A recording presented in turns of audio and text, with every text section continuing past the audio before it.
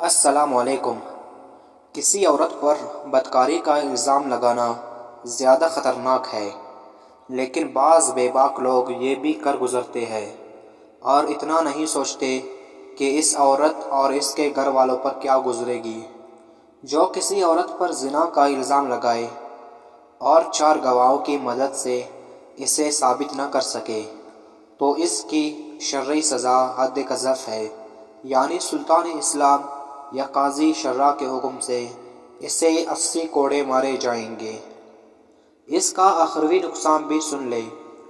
چنانچہ سرکار مدینہ صلی اللہ علیہ وسلم نے ارشاد فرمایا، یعنی کسی پاک دامن عورت پر زنا کا تہمت لگانا 100 سال کی نیکیوں کو برباد کر دیتی ہے۔